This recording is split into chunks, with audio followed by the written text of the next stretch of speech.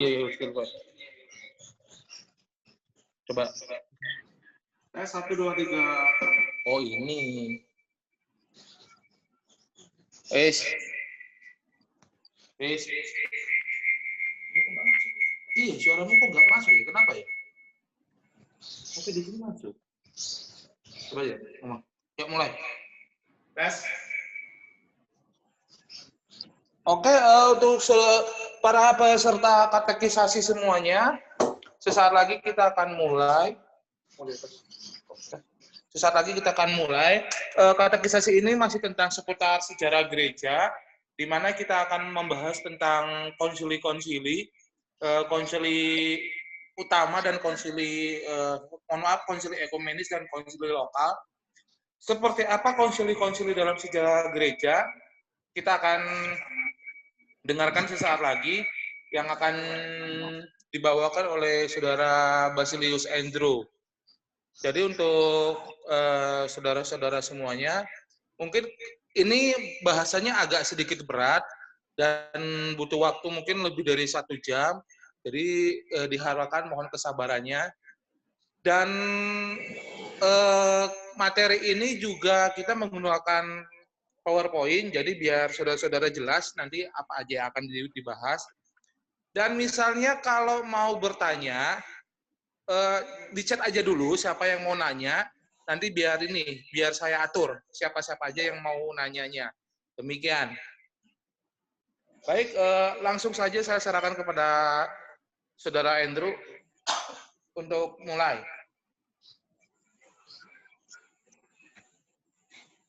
Oke, udah jelas?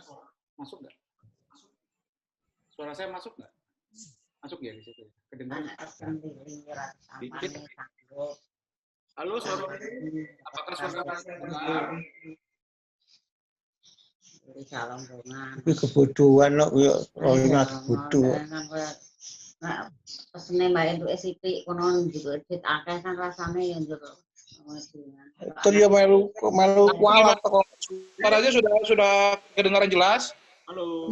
Jelas. Itu yang lainnya tolong dimatikan dari hostnya aja, Mas. Bentar, iya, akan saya mute.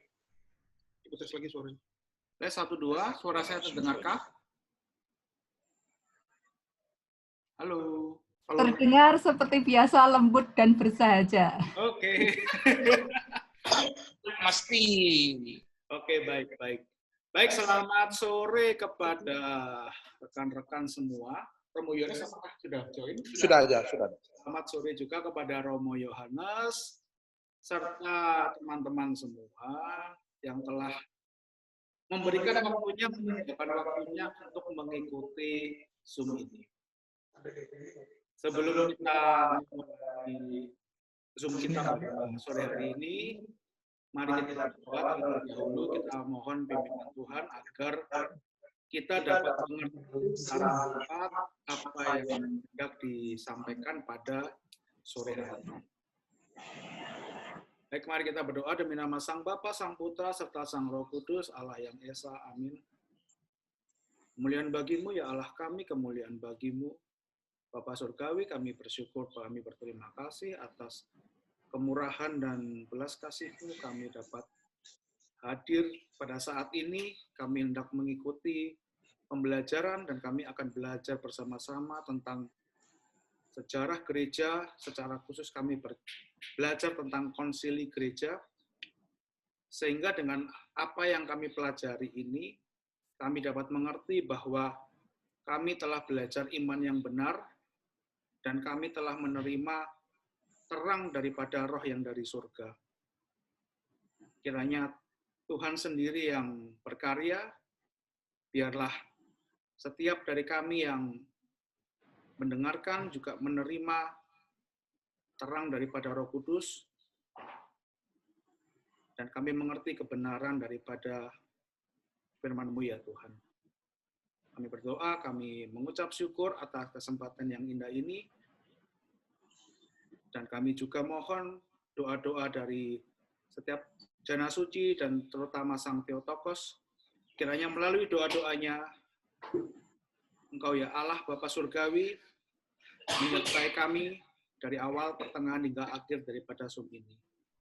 Segala kemuliaan hanya bagimu ya Allah, dalam nama Sang Bapa, Sang Putra, serta Sang Roh Kudus sekarang dan selalu sepanjang segala abad. Amin.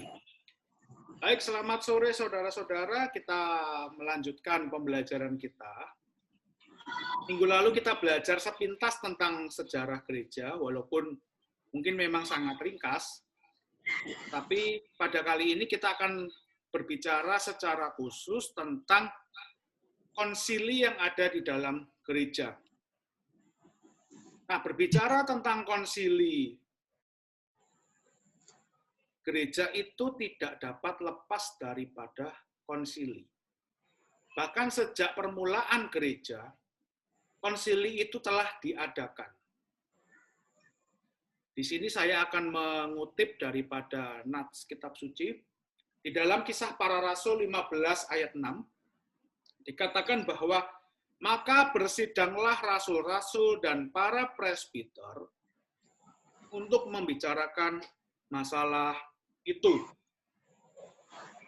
Jadi kita tahu di dalam konteks Kisah Para Rasul 15 ayat 6 ini, itu muncul ajaran aneh yang berasal dari orang-orang Kristen Yahudi, terutama ex-Farisi, yang mengatakan tentang kalau kamu mau jadi Kristen, kamu harus tetap disunat.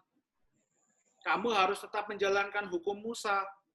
Kamu harus tetap ini dan itu sesuai dengan ketetapan Musa. Maka dengan demikian kamu akan diselamatkan.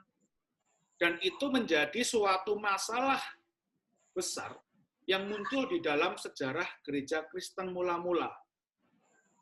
Yang mana di dalam sejarah gereja selanjutnya, kita melihat bahwa kelompok ini, yaitu Kristen Yahudi yang ex-Farisi ini, pada akhirnya menjadi sangat radikal. Dan kita kenal orang-orang ini, pada akhirnya menjadi kelompok Ebionit. Bro, minta tolong tadi Panarion, oke, terima kasih. Jadi kita tahu di dalam kehidupan sejarah gereja, gereja itu sudah mengalami masalah. Punya kelompok-kelompok semacam ini yang di dalam sejarah gereja dicatat oleh Jana Suci Epifanius dari Salamis, ada yang namanya kelompok Ebionit. Jadi kalau Bapak Ibu yang sudah punya buku ini, mungkin nanti bisa membaca lebih lengkap untuk mereview kembali. Ebionit itu kelompok bidat macam apa sih? Nah, itu nanti bisa dilihat.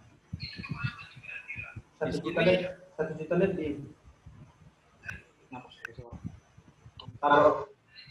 Nah, jadi kita melihat bahwa Ebionit ini adalah kelompok sekte yang memaksakan bahwa orang Kristen itu harus tetap melaksanakan hukum-hukum Yahudi, sunat, kemudian memelihara hari Sabat, kemudian tidak boleh bekerja pada hari Sabat, dan melakukan segala rutinitas Yahudi secara radikal. Dengan demikian, maka kelompok ini, Ebionit ini, yang dicatat di dalam Kisah Para Rasul 15 ayat 6, walaupun Kisah Para Rasul tidak mengatakan ini namanya Ebionit, tetapi di masa-masa berikutnya, kelompok ini dikenal sebagai nama Ebionit. Nah, mereka ini adalah orang-orang yang sangat radikal melaksanakan hukum Musa, dan akhirnya seringkali mereka menjelekkan atau menghina orang-orang yang tidak melakukan hukum Musa. Secara vulgarnya, orang-orang Ebionit ini adalah orang Kristen legalistik atau kadrunnya Kristen. Tetapi mereka disebut Kristen pun juga nggak bisa, karena di dalam tulisannya Epifanius yang sama, mereka tidak mau disebut Kristen.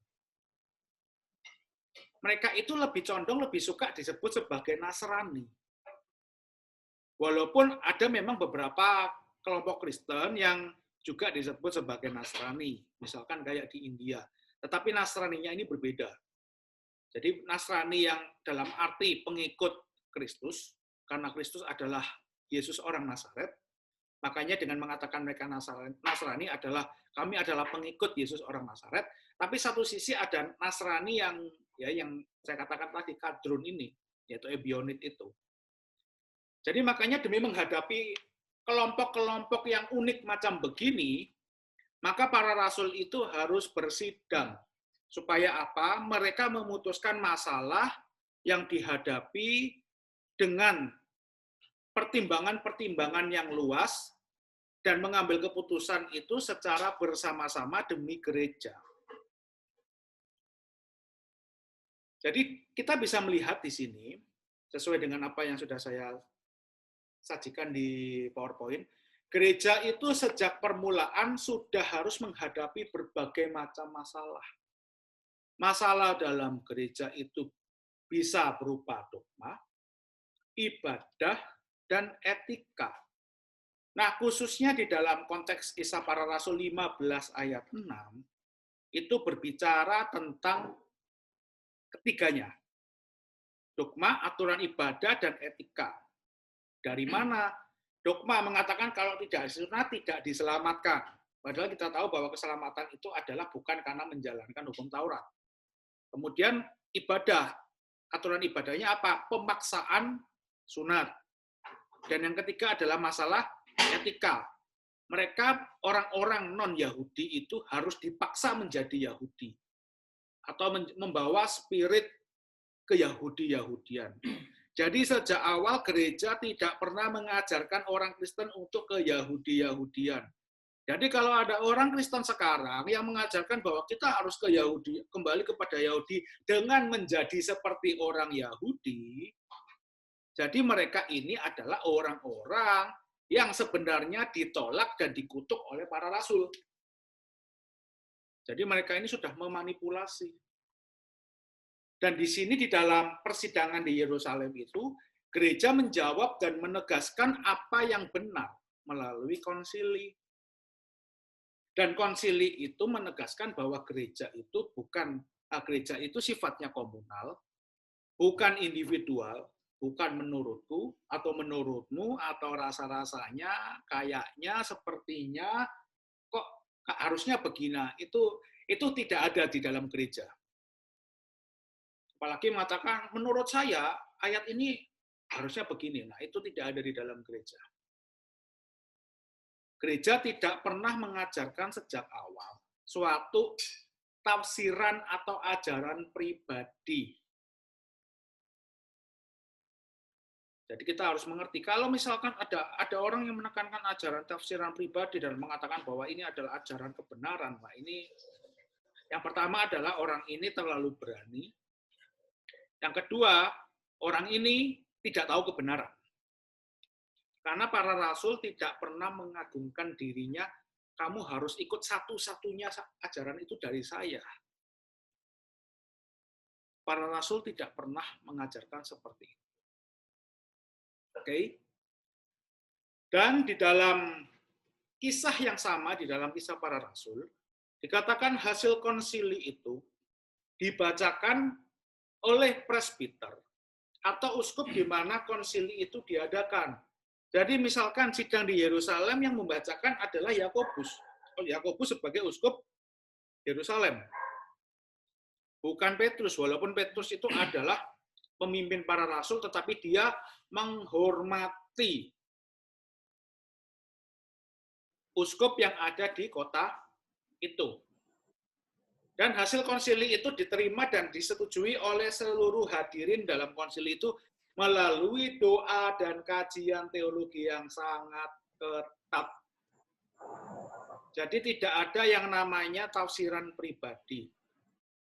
Dan seluruh hasil konsili itu diterima oleh semua. Jadi kalau ada di situ beberapa para rasul ada 12, termasuk Paulus, jadi 13. Maka semuanya setuju dengan keputusan itu. Dan kemudian hasil konsili itu disalin dan disampaikan kepada seluruh gereja hingga yang ada di pelosok. Nah, kemudian kalau sudah surat itu disampaikan, disalin, disampaikan kepada gereja-gereja di pelosok, maka presbiter yang ada di dalam gereja itu harus menyampaikan kepada umat. Dia membacakan, ini ada surat dari para rasul di Yerusalem. Isinya bla bla bla bla bla. Nah, itu harus disampaikan. Jadi kita melihat konsili gereja itu diadakan dalam rangka menghadapi kaum bidat. Jadi kalau gereja mengadakan konsili itu bukan ujuk-ujuk nggak ada apa-apa mengadakan konsili, tetapi karena ada kaum bidat yang merongrong ajaran gereja. Dengan demikian kita tahu bahwa fungsinya konsili gereja utama itu adalah menghadapi kaum bidat. Supaya umat itu tidak mengalami kekacauan, menimbulkan kegelisahan di kalangan umat, makanya itu gereja mengadakan konsili sebagai bentuk pertanggungjawaban kepada Sang Gembala Agung bahwa mereka ini sungguh-sungguh serius dalam mengembalakan umat. Kalau masalah di dalam gereja itu tidak diselesaikan dan dibiarkan berlarut-larut, itu akan menjadi perusak di dalam gereja itu sendiri, menjadi kanker. Dan ini sangat berbahaya. Masalah di dalam gereja harus segera diselesaikan. Dan yang selanjutnya kita akan melihat secara khusus tentang bidat. Karena konsili itu tujuannya menghadapi kaum bidat, maka kita harus tahu bidat itu seperti apa, ciri-ciri bidat terutama. Bidat dalam bahasa Arab bid'ah, bahasa Yunani heresis, memiliki arti memilih-milih. Jadi bidat itu bukan artinya sesat, tetapi bidat itu artinya memilih-milih. Atau kalau bahasa simpelnya Buffet teologi atau teologi prasmanan. Jadi hanya memilih apa yang disukai dan cocok, dan menolak apa yang dirasa tidak cocok. Menurut saya enak, ya saya makan. Kalau bagi saya nggak enak, ya saya nggak mau. Sama kalau orang datang ke suatu jamuan perkawinan, ada 5 macam makanan ini. Saya sukanya hanya 2 macam ini, Pak. Ya udah yang saya makan ya hanya 2 saja. 3-nya saya nggak mau. Karena yang cocok selera saya ya 2 ini aja. Nah, bidat itu seperti itu. Saya mau terima ajaran tentang kristologinya saja. Saya mau terima ajaran tentang Tritunggalnya saja. Tapi saya tidak mau ajaran tentang pneumatologinya. Saya lebih milih pneumatologi ala Montanus misalkan. Nah, itu sudah diartikan bidat. Atau mengajarkan saya suka dengan teologi keselamatannya. Tapi saya nggak mau dibaptis. Nah, itu juga bidat. Karena apa? Hanya pilih-pilih yang dia mau. Padahal kalau kita melihat di dalam ajaran Alkitab sendiri, mengikut Yesus itu tidak bisa dengan sesuka hatinya itu. Saya mau ikut Yesus kalau saya diberkati. Nah, itu kan sudah ada namanya transaksional. Ikut Yesus bukan transaksional semacam itu, bukan hubungan jual beli atau untung rugi. Karena ikut Yesus bukan masalah kayak perusahaan. Saya bekerja di perusahaan ini supaya gaji saya sekian, nanti saya dapat ceperannya berapa, saya dapat kalau lembur dapat sekian. Kita beriman kepada Yesus bukan tujuannya itu. Kalau kita sudah memikirkan bahwa saya ikut Yesus, nanti kerjaan saya gimana ya, nanti dapat gaji berapa ya, ikut Yesus nanti diberkatinya gimana ya. Jadi hanya melihat dengan cara yang seperti itu, melihat ikut Yesus supaya saya diberkati. Nah, itu sudah menjadi ajaran bidat. Karena apa? Motifnya sudah hanya untuk memilih kemakmuran. Padahal Yesus mengatakan ikut dia harus memikul salib. Saya maunya diberkati saja, saya maunya hanya disembuhkan saja, saya maunya hanya ikut Yesus tanpa masalah. Padahal Yesus mengatakan, barang siapa mau mengikut aku, dia harus memikul salibnya. Saya nggak mau memikul salib, Tuhan, saya maunya diberkati, saya mau diselamatkan. Nah, itu juga termasuk bidat. Jadi, bidat itu adalah orang, bisa kelompok, bisa orang, yang memilih-milih ajaran berdasarkan subjektivisme pribadi. Menurutku cocok, kalau cocok ya aku mau, kalau nggak cocok ya aku nggak mau. Akhirnya mengasumsi sendiri, menafsir-nafsir sendiri, berasumsi, berandai-andai sendiri. Jadi kita tahu di sini, orang yang berandai-andai, menafsir-nafsirkan sendiri tentang kebenaran Injil, saya dapat katakan orang seperti ini calon kuat menjadi bidat. Saya tidak mengatakan langsung, oh apa kamu bidat, enggak, tapi calon kuat menjadi bidat. Karena apa? Mengikuti Yesus sudah punya kepentingan pribadi. Kalau ikut Yesus itu tidak boleh ada kepentingan semacam itu. Para rasul pernah dalam suatu kesempatan, Tuhan, kami sudah meninggalkan segala sesuatu dan mengikut Engkau, apa yang akan kami dapatkan? Para rasul pernah berkata seperti itu dalam suatu kesempatan. Tetapi setelah mereka melihat bagaimanakah karya Kristus, kematian, kebangkitan Tuhan, mereka sudah nggak pernah bertanya hal itu kepada Yesus. Setelah Yesus mati dan bangkit, tidak pernah para rasul mengatakan, kami dapat apa Tuhan? Enggak. Mereka dengan kematian Tuhan di atas kayu salib, hati mereka itu sudah diubah. Mata mereka dimelekkan. Mata fisiknya terbuka, mata batinnya dimelekkan. Oh, jadi ini toh ikut Yesus itu seperti ini. Demi keselamatan, demi pengampunan dosa, karena belas kasih Allah, bukan karena nanti saya diberkati, nanti saya punya mobil, saya punya rumah, enggak seperti itu. Ikut Yesus bukan dengan cara seperti itu. Nah, selanjutnya kita melihat kutipan daripada Rasul Paulus, Galatia 1 ayat 6 sampai 7. Katakan bahwa Injil lain yang sebenarnya bukan Injil, hanya ada orang yang mengacaukan kamu, dan yang untuk memutarbalikkan Injil Kristus. Itu kutipan daripada Paulus. Ini gimana, bro?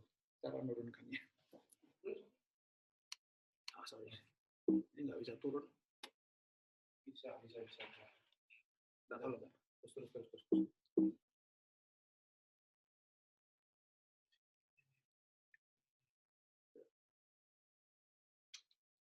Sebentar ya Bapak Ibu, mohon maaf. Bentar, ini ada yang sedikit error. Harusnya bisa. Bukan.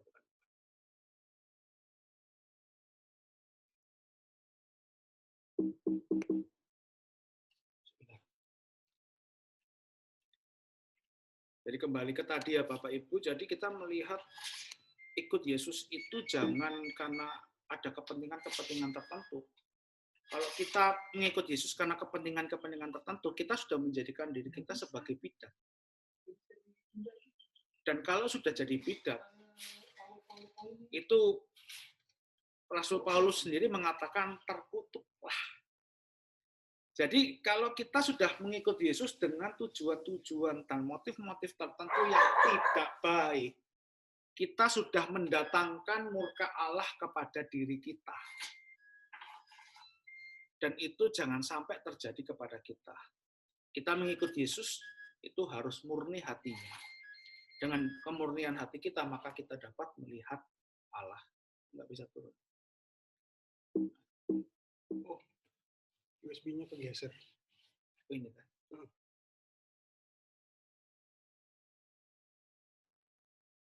Bentar, stop share dulu ya. Oke, untuk sampai sini sambil menunggu update tadi, PowerPoint-nya. Apakah mungkin ada yang ingin bertanya? Jadi, ya, ini ada yang nanya.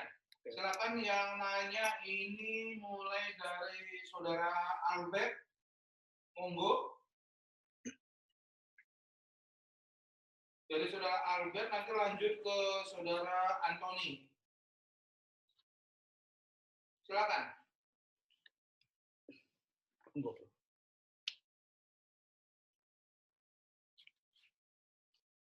Silakan Saudara Albert langsung saja pakai voice kalau mau nanya.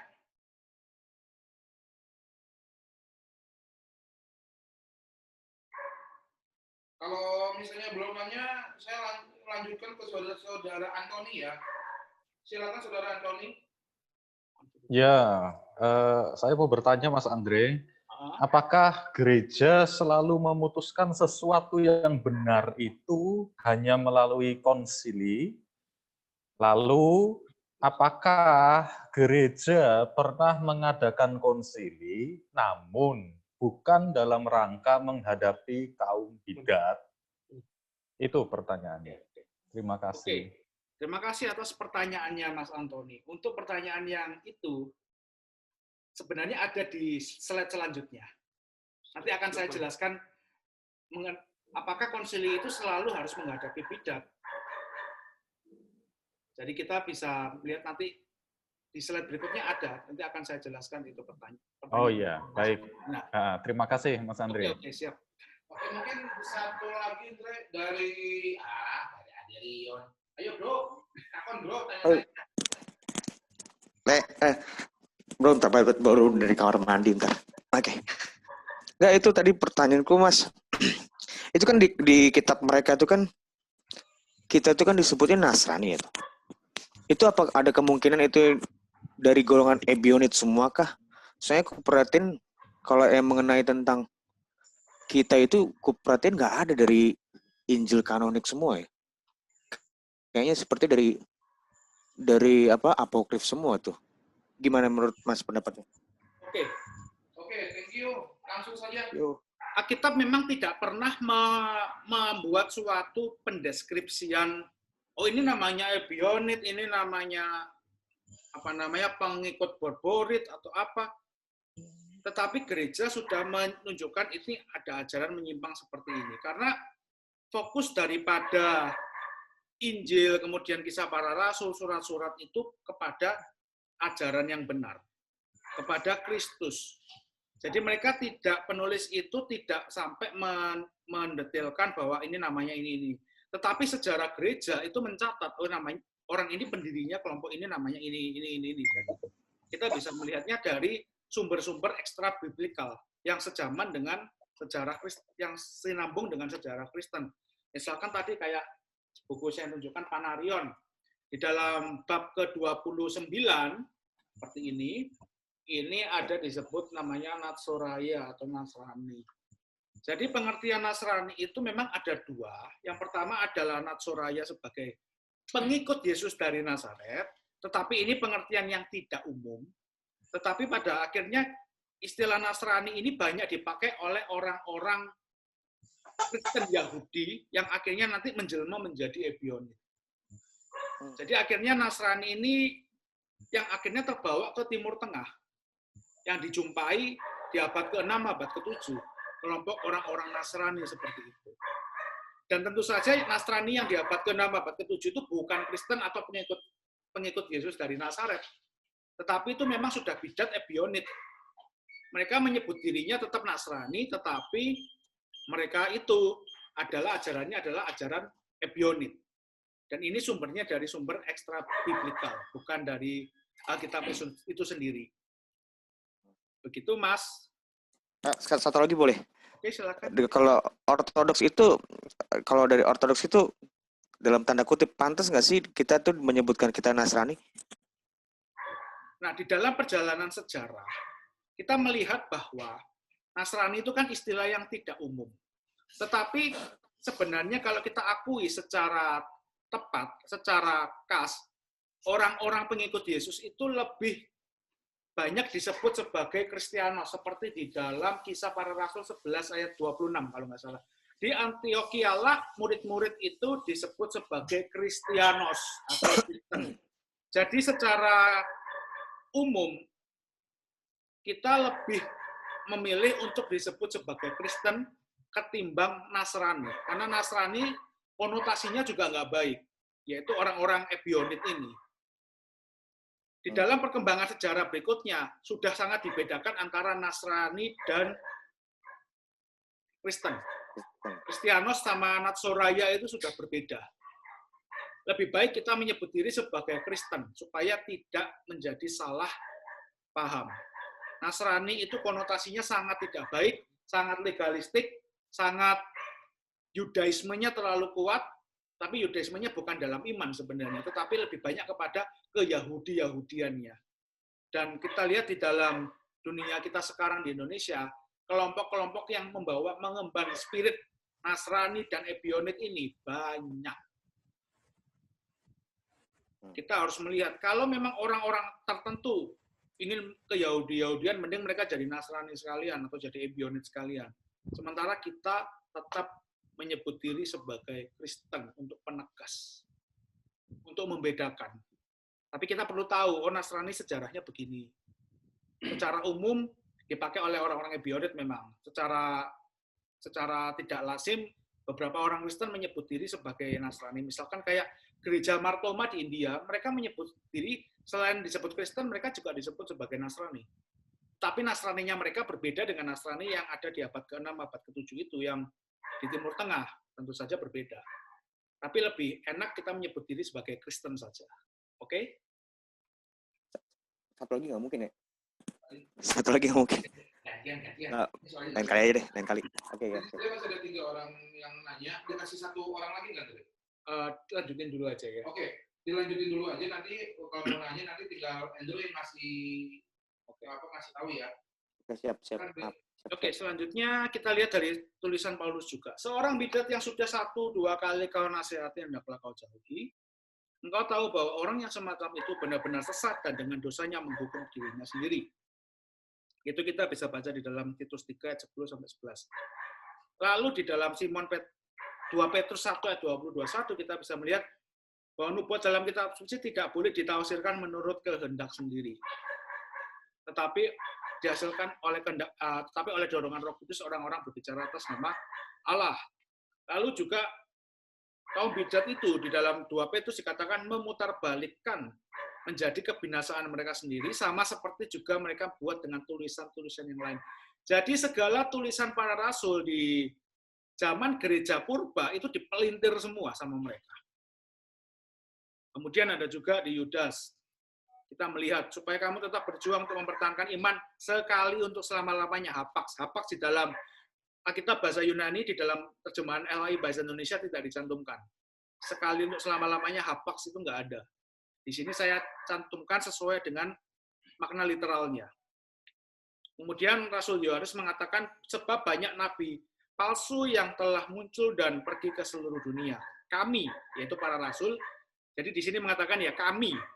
Jadi Kristen itu bukan, ajaran Kristen itu bukan ajaran saya, tapi ajarannya kami, para rasul, berasal dari Allah. Barang siapa dari Allah, ia mendengarkan kami. Barang siapa tidak berasal dari Allah, ia tidak mendengarkan kami. Itulah tandanya roh kebenaran dan roh yang menyesatkan. Nah, kemudian ada juga di dalam tulisan para bapak gereja, Irenaeus dari Lyon mengatakan, orang bidat itu membongkar paksa gambar dari susunan batu-batu permata dan menggantikannya dengan gambar yang lain. Tetapi batu-batu itu asli. Nats kitab sucinya yang mereka pakai itu asli, tetapi susunan teologinya itu palsu. Kemudian Epifanius dari Salamis juga mengatakan hal yang sama. Apa yang Tuhan tetapkan secara benar di dalam gerejanya sebagai gambaran pengajaran bagi kita telah dibongkar paksa oleh kaum bidat dan akhirnya apa yang mereka perbuat menyesatkan diri mereka sendiri. Selanjutnya kita melihat ciri utama bidat supaya kita bisa melihat. Kita melihat dari tulisan biblikal dan tulisan para bapak gereja. Kita rangkum apa sih yang menjadi ciri utama bidat berdasarkan apa yang sudah saya kutip di atas. Yang pertama, bidat itu memutarbalikkan Injil Kristus, bahkan membuat Injil menurut versinya sendiri. Contoh, baptislah mereka dalam nama Bapa, Anak, dan Roh Kudus, diganti baptislah mereka dalam namaku. Jadi mereka mengganti.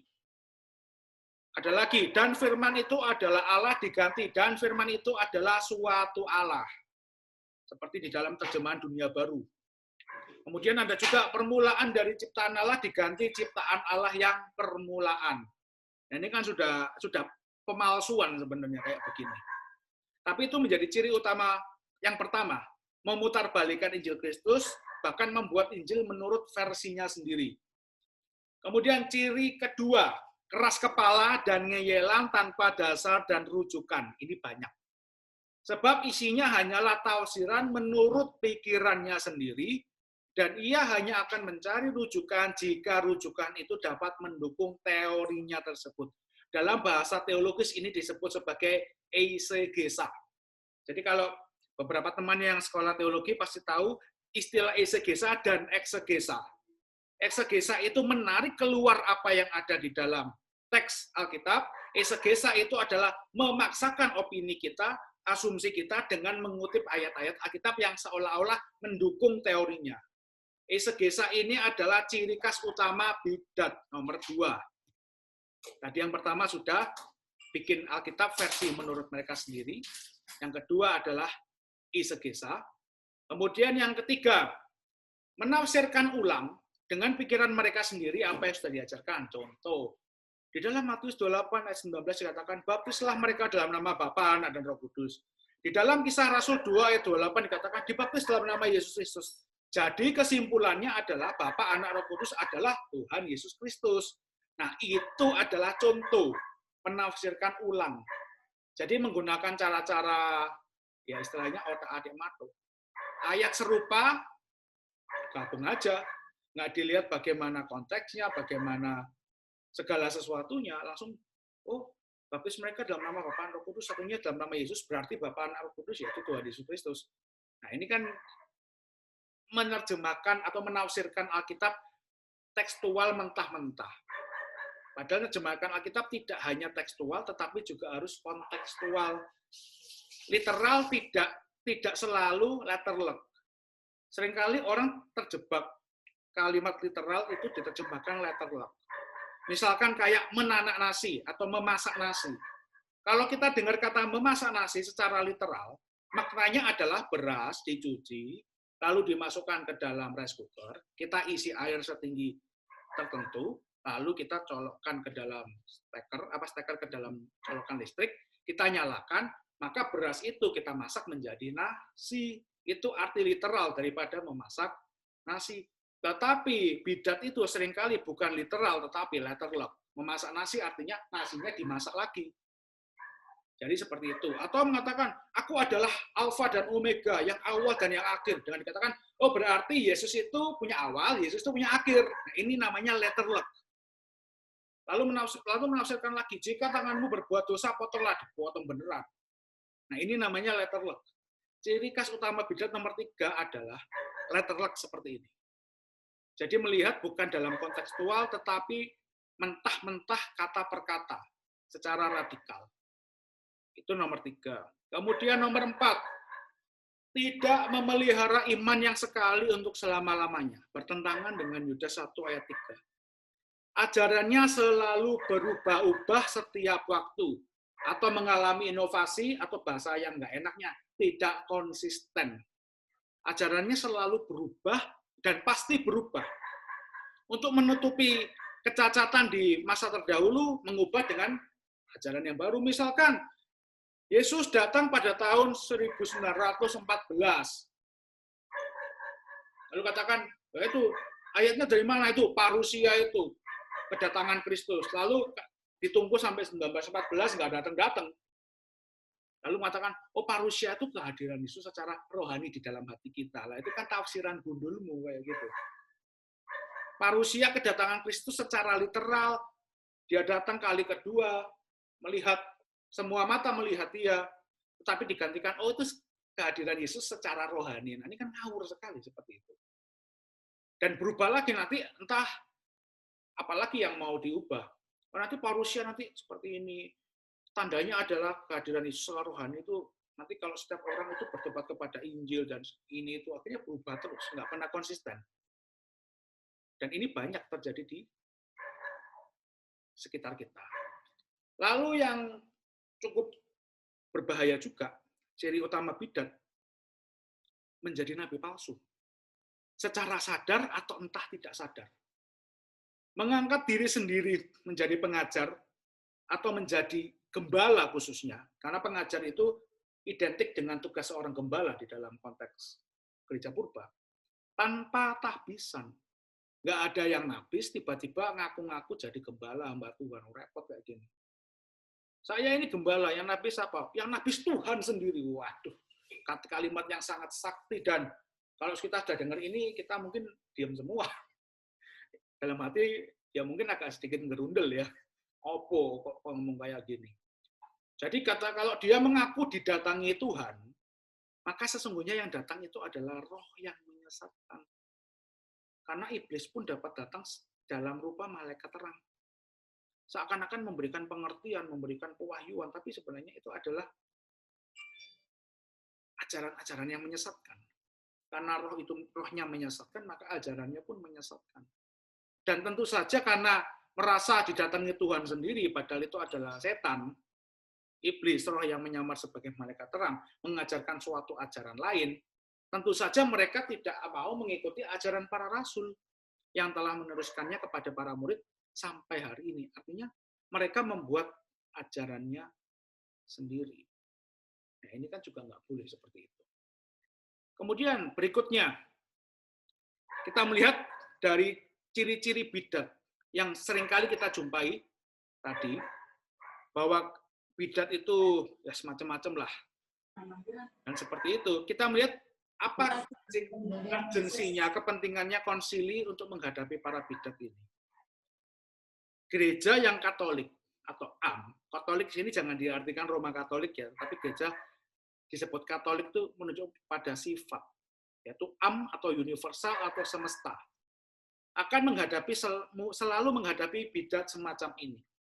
Gereja sejak semula bersikap strict dan keras terhadap ajaran bidat. Gereja itu lemah lembut kepada orang berdosa yang hendak bertobat, tetapi gereja tidak pernah lemah lembut terhadap ajaran bidat. Jadi orang harus bisa membedakan kasih itu seperti apa. Tidak ada toleransi walaupun mengatasnamakan kasih bagi ajaran bidat.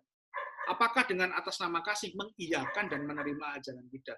Gereja purba sejak awal tidak pernah ada yang namanya toleransi dan kasih terhadap ajaran bidat. Para rasul itu sangat keras terhadap ajaran bidat. Korintus suatu kali datang kepada Rasul Yohanes. Dan apa yang dikatakan Rasul Yohanes? Hai engkau anak iblis. Jadi nggak ada, halo gimana kabarmu? Nggak ada. Aku mengasihimu? Enggak. Hai engkau anak iblis. Kemudian para rasul yang lain pun juga sama. Bahkan Rasul Yohanes yang di dalam suratnya, dia banyak mengutip kasih, tetapi dia tidak pernah menunjukkan kasih kepada ajaran bidat.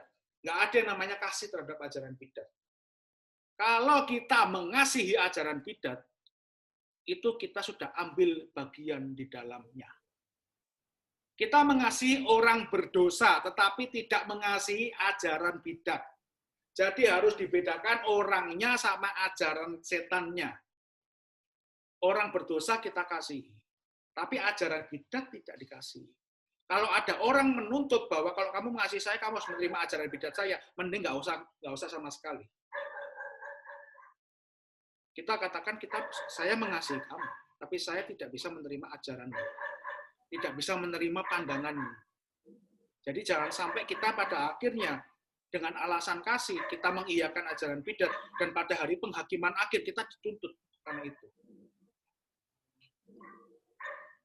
Mungkin lebih baik kita dikatakan sebagai ini orang kok gini ya, kok antipati sama orang, nggak punya kasih, nggak punya toleransi, tapi kita tidak kompromi terhadap ajaran bidat. Jangan sampai seperti itu. Kenapa? Kita jatuh kepada bidat, yang celaka kita sendiri. Dan kita membiarkan orang lain tetap di dalam kebidatannya. Dari itu kita melihat konsili dan bidat. Kemudian yang kedua, pembagian konsili.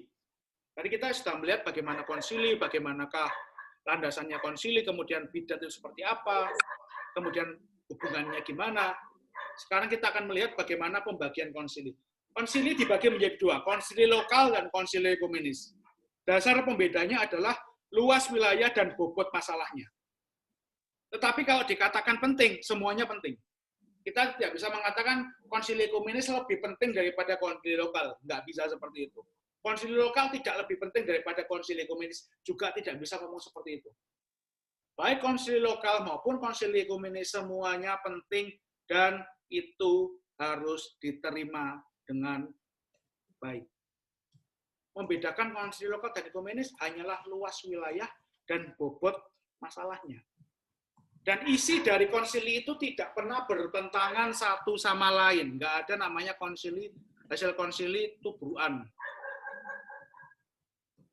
Yang satu, konsili yang satu merevisi konsili yang lain, seakan-akan wahyu yang baru merevisi wahyu yang sebelumnya. Itu tidak ada di dalam iman Kristen, tidak dikenal hal-hal semacam itu. Di sini saya akan memberikan contoh konsili lokal dan sekaligus menjawab pertanyaan Mas Antoni tadi. Apakah konsili itu selalu berbicara tentang dogma dan bidat? Tidak.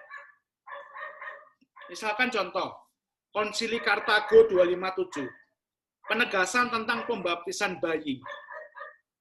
Jadi di dalam Kartago itu ada masalah mengenai orang-orang yang menolak pembaptisan bayi. Jadi penolakan pembaptisan bayi itu bukan muncul dari abad 18, sudah ada sejak gereja awal. Konsili Kartago menegaskan tentang pembaptisan bayi yang telah dilakukan gereja sejak semula. Jadi ini bukan bicara tentang dogma. Kemudian ada konsili Neo Kaisarea 315, penegasan tentang perzinahan. Jadi ini tidak berbicara mengenai bidat dan dogma, tapi bicara mengenai etika Kristen. Perzinahan itu seperti apa? Kemudian ada Laodikia tahun 390, penegasan tentang ibadah. Ini bukan bicara dogma, tapi bicara ibadah. Kemudian Kartago 397 Masehi, pengkanonan perjanjian baru. Nah, jadi kalau kita melihat di sini, Perjanjian baru itu baru dikanonkan tahun 397 Masehi. Jadi tidak ada yang namanya Injil itu turun dari langit gedebuk.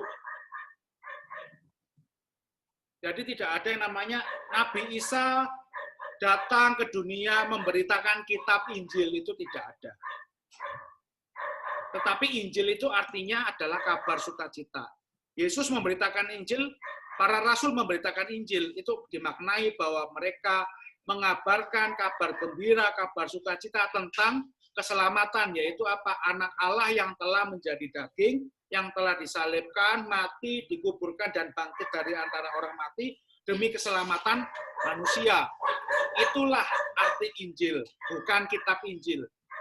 Kemudian para rasul itu menuliskan kesaksian itu tentang keselamatan itu di dalam suatu tulisan yang kita katakan sebagai kitab Injil. Jadi pertanyaan, kalau ada yang menyatakan, Injil di dalam iman Kristen ada berapa? Ada 1, bukan 4. Injil itu hanya 1 ya Bapak Ibu Saudara. Jadi kalau ada yang mengatakan Injil itu 4, salah. Injil itu hanya 1. Rasul Paulus mengatakan hanya ada 1 Injil. Tetapi yang menuliskan ada 4. Jadi kita tidak pernah mengatakan ada 4 Injil. Injilnya hanya 1. Tapi yang menuliskan 4. Karena iman itu 1. Bukan iman itu 4. Jadi seperti itu. Jawaban untuk Mas Antoni, konsili gereja tidak selalu membahas masalah bidat. Memang paling banyak membahas bidat. Tetapi beberapa konsili lokal di dalam gereja purba itu membahas tentang hal-hal seperti etika, perzinahan misalkan. Bicara tentang ibadah, berbicara tentang ritual pembaptisan bayi, itu dijelaskan di situ. Jadi kita perlu melihat konsili lokal, konsili ekumenis. Mungkin selama ini kita memang banyak disodori dengan konsili ekumenis, tetapi kita jangan lupakan bahwa banyak konsili lokal di dalam gereja yang mungkin tidak tersentuh oleh kita. Dan kita melihat konsili lokal sebagaimana konsili ekumenis. Yang membedakan seperti yang tadi saya sampaikan, luas wilayah dan bobot masalahnya. Misalkan konsili lokal mungkin masalah gereja tuh hanya masalah di gereja di Antioquia saja. Atau seperti yang di sini, hanya di Neo Kaisarea saja. Atau masalah di Laodikia saja. Tetapi bukan berarti masalah itu hanya muncul di Laodikia, di tempat lain tidak mungkin terjadi. Namanya masalah di dalam gereja kan apapun dapat terjadi. Jadi dengan melihat konsili lokal ini, kita dapat mengambil keputusan, mengambil kebijakan apabila hal serupa terjadi di kemudian hari berkenaan dengan kasus yang sama. Jadi misalkan kalau di masa abad ke-18-19 ada kelompok Anabaptis yang menolak pembaptisan bayi, kita bisa merujuk kepada Konsili Kartago tahun 257. Jadi kita tidak membuat suatu perdebatan, argumentasi tanpa data, tanpa sejarah, tanpa rujukan, akhirnya jadi debat kusir liar. Tetapi kita melihatnya di dalam konteks sejarah gereja, yaitu penegasan tentang pembaptisan bayi. Misalkan tentang ibadah, di Konsili Laodikia tahun 390 ada tentang penegasan tentang ibadah. Bahwa tidak boleh membuat, contohnya tidak boleh membuat kidung gereja sakkarepe dhewe. Nah, kita bandingkan dengan fenomena sekarang di mana orang menggubah atau menulis lagu gereja semaunya sendiri.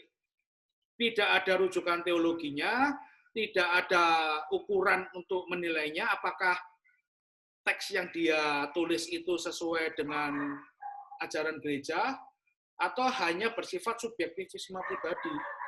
Nah, ini dijelaskan di Laodikia. Jadi kalau orang ingin mengubah atau menggubah kidung gereja, lagu-lagu gereja, ya berpatokan kepada Konsili Laodikia. Jangan menafsirkan sendiri, membuat sendiri tanpa aturan. Akhirnya menjatuh kepada bidat anominianisme.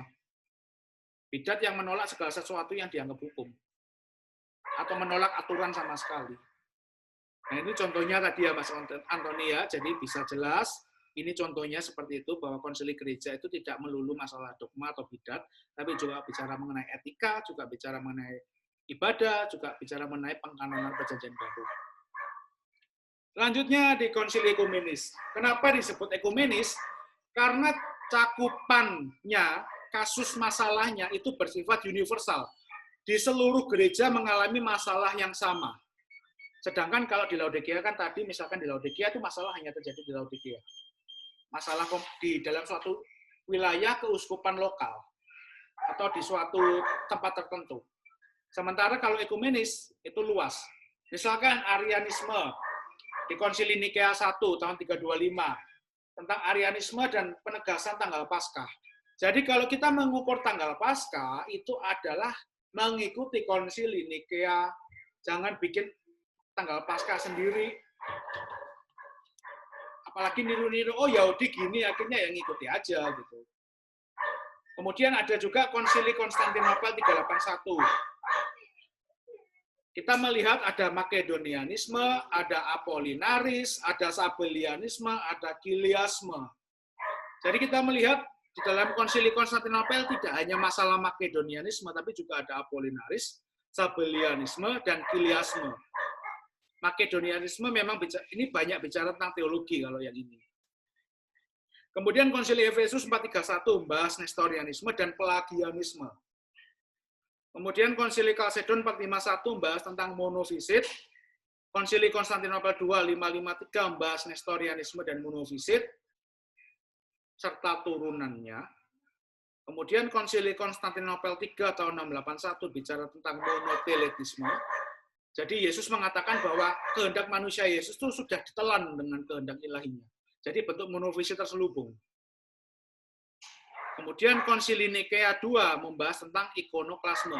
Itu suatu bentuk gnostikisme di dalam liturgi. Jadi menolak segala sesuatu yang berupa simbol benda-benda. Ikon, kemudian perjamuan kudus, roti dan anggur itu pun ditolak. Jadi akhirnya perjamuan kudus itu secara rohani saja. Bendanya nggak penting. Nah, itu bentuk ikonoklasme contohnya. Jadi di sini kita bisa melihat bahwa konsili gereja baik lokal maupun ekumenis itu memiliki bobot yang sama dan tidak boleh dianggap remeh karena hanya cakupannya lokal maka nggak penting, nggak boleh seperti itu. Nah kalau sudah seperti itu kita bisa jadi bidat nantinya. Kembali kepada arti bidat memilih-milih ajaran. Sama kalau kita hanya memilih-milih konsili yang kita sukai, ya udah kita juga jadi bidat akhirnya. Saya cocoknya sama ini, saya suka sama konsili Kalsedon, tapi saya nggak mau konsili Efesus. Saya maunya konsili Konstantinopel 3, tapi nggak mau Tritunggal, ya sama saja kan. Itu jadi bidat juga, pilih-pilih ajaran namanya. Kemudian, mitos dan hoax seputar konsili. Ini banyak beredar di kalangan kita. Bahkan di kalangan orang Kristen sendiri, jangankan dari keyakinan lain, dari Kristen sendiri banyak yang bikin hoax seperti ini. Contohnya, konsili menciptakan ajaran baru. Yesus menjadi Tuhan tahun 325 Masehi. Tritunggal diciptakan tahun 381 Masehi. Ya, ini kan ngawur. 325 itu bukan menjadikan Yesus sebagai Tuhan, tetapi penegasan gereja tentang iman Kristen bahwa Yesus itu memang Tuhan. Tritunggal diciptakan tahun 381. Ya, ini menjawab sebenarnya 381 itu adalah masalah Sabellianisme. Gereja menjawab Sabellianisme itu baru muncul setelah keyakinan iman akan Tritunggal di dalam gereja itu sudah sejak awalnya diyakini. Jadi masalah muncul baru ada konsili. Jadi kalau tidak ada masalah mengenai dogma-dogma ini, tidak ada penegasan konsili. Jadi memang konteksnya seperti itu. Bukan Yesus 325 Yesus baru dijadikan Tuhan loh. Lalu konsili penuh intrik, polemik, dan kekerasan harus diracuni oleh Athanasius. Nah ini kan juga ngawur seperti itu. Padahal masalah kalau di dalam konsili terjadi argumentasi teologi, perdebatan, itu wajar. Tetapi kalau sampai ada pembunuhan segala macam, itu bukan pada konsilinya. Misalkan ada yang menuduh, oh setelah konsili Kalsedon, orang-orang non-Kalsedon dibunuhi sama orang-orang Kalsedon. Yang membunuh itu bukan orang-orang Kalsedon, tetapi adalah kaisar yang mengutus tentara-tentaranya. Jadi saat Kaisar Konstantinopel itu berhaluan Kalsedon, yang non-Kalsedon dihabisi sama dia. Tapi saat Kaisar itu berhaluan non-Kalsedon, maka yang Kalsedon pun dihabisi sama dia. Ketika Kaisar itu berhaluan ikonoklasme, mereka yang menggunakan ikon juga dihabisi. Jadi seperti itu mainnya. Jadi kita melihatnya secara adil, tidak hanya berat sebelah. Akhirnya seakan-akan, wah konsili itu penuh intrik, polemik, dan kekerasan. Lalu mengatakan konsili diciptakan oleh Kaisar Konstantinus Agung. Ini kan tuduhan macam apa lagi? Padahal sebelum Kaisar Konstantinus Agung lahir, Gereja Purba sudah ada konsili di Kisah Para Rasul 15 yang sudah kita bahas di awal tadi. Kemudian, konsili itu berpotensi salah keputusannya. Nah, ini juga hoax yang ngawur juga. Nah, kalau konsili itu berpotensi salah, maka kanon PP hasil konsili Kartago 397 ya berpotensi salah. Nah, kalau memang berpotensi salah, maka kita nggak bisa menggunakan perjanjian baru yang ada sekarang, karena ini hasil kanon konsili. Konsilinya berpotensi salah, maka hasil kanonnya pun juga imbas langsungnya berpotensi salah. Jadi orang-orang ini membuat hoax itu kadang nggak mikir sama sekali. Dampaknya apa? Hanya karena kecurigaan pribadi, sentimen pribadi, karena mungkin saya nggak bisa menemukan jawaban di iman Kristen, lalu bikin hoax semacam begini. Lalu yang terakhir yang tidak kalah penting, hoax yang beredar. Konsili sudah usang, tidak sesuai perkembangan zaman. Ada yang ngomong kayak gitu. Nah kalau konsili tidak sesuai perkembangan zaman, dianggap usang, maka kayak konsili Neo Kaisaria nggak usah dipakai, berarti ya berzina saja kan gitu. Nah, itu contohnya misalkan konsili sudah usang, nggak berlaku, berarti larangan tentang perzinahan, terus kemudian sanksi disiplin gereja tentang perzinahan, ya nggak berlaku, berarti setiap jemaat mau berzina apa aja, terserah. Nah itu kan pemikiran-pemikiran hoax liar tentang konsili. Kemudian kita melihat dari sudut pandang apofatik, yang kelihatan dan yang tak kelihatan. Kita bisa melihat bahwa mitos dan hoax seputar konsili itu berasal daripada iblis, bapa segala pendusta. Iblis adalah sumber di balik setiap ajaran sesat, termasuk kepada mereka yang menolak konsili. Mereka yang menolak konsili membuat mitos dan hoax tentang konsili. Itu adalah anak-anak iblis. Sama seperti bapa mereka, yaitu iblis. Iblis menebarkan dusta dan fitnah tentang konsili, tujuannya cuma satu, agar orang itu tidak kembali kepada kebenaran. Akhirnya supaya orang itu tidak kembali kepada kebenaran, dia membuat suatu delusi atau kebenaran fiktif kepada para bidat yang menolak konsili. Jadi seakan-akan dia diberikan pewahyuan, padahal itu adalah pewahyuan demonik yang di dalam bahasa ortodoks itu diistilahkan prelest.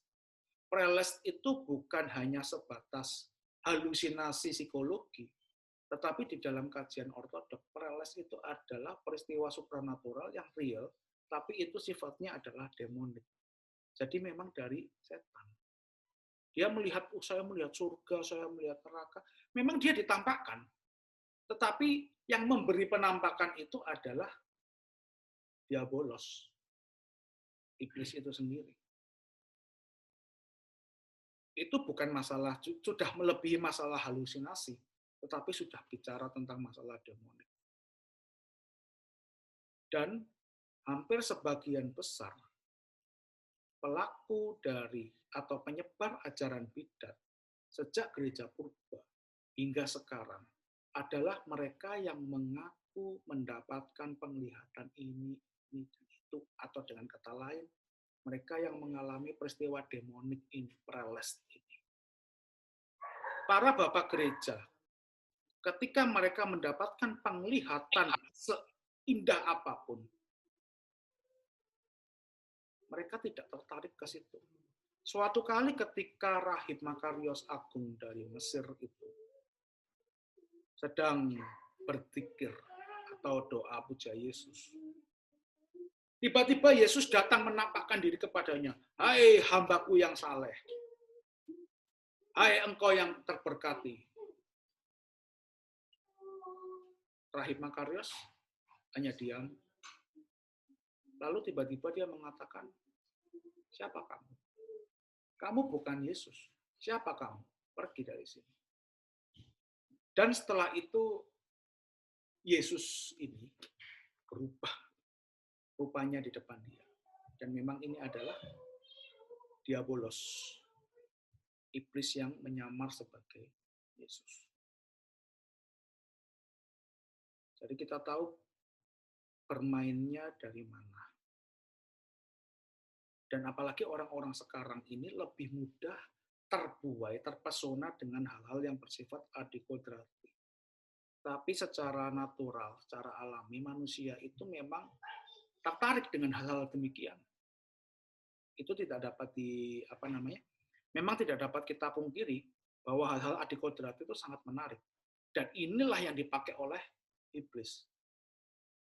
Menebarkan bisa maut, menanamkan racun di dalam pikiran manusia, menanamkan benih setan di dalam pikiran manusia, memutarbalikkan, mendistorsi kebenaran Injil, satu, akhirnya jadilah ajaran bidat memberikan kebenaran fiktif. Dan banyak orang percaya di situ. Nah, kemudian, Kisah Para Rasul 15 ayat 28 sebagai ayat penutup, dan penutup slide kita hari ini, setiap konsili gereja selalu mengatakan sebab adalah keputusan Roh Kudus dan keputusan kami.